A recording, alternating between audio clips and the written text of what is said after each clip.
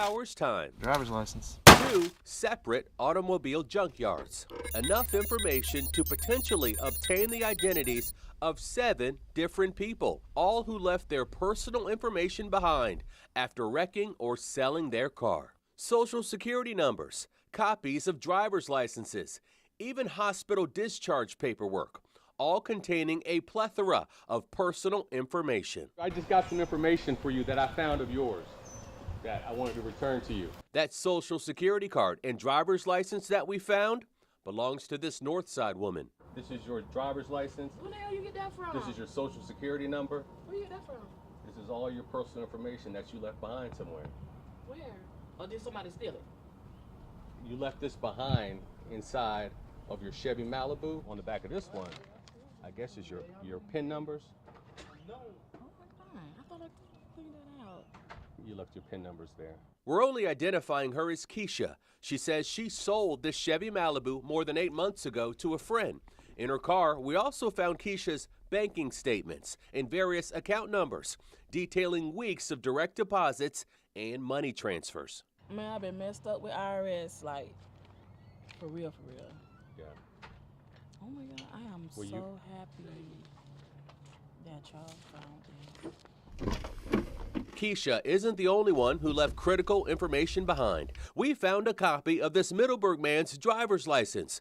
We found prescription lists and information from pharmacies, which includes the patient's name, address, and a glimpse into their medical history. Do you think people underestimate the criminal mind? I know that people underestimate the criminal mind. Identity theft expert Kevin Johnson says obtaining something as simple as this college loan bill that we found is like hitting a home run for identity thieves. All that's on it is the student's name and address and account number and a bill for $6,700. I could pretend to be that debt collector, call her up. I have enough information here to call her. I can say, hey, I'm with ACT. You received a bill from us. We haven't heard back from you. You owe us almost $7,000, but if you pay it right now, we'll knock it down to $5,000. We'll settle for $5,000. Do you have a credit card?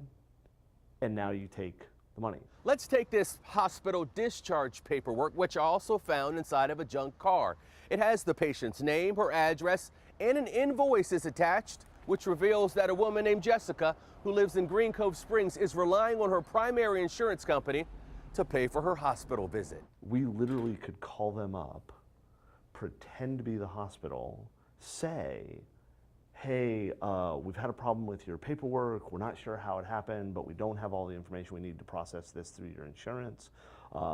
If you can give that to us, great. If not, we're very sorry, we're gonna have to bill you directly, and you're gonna be responsible for $30,000 worth of expenses.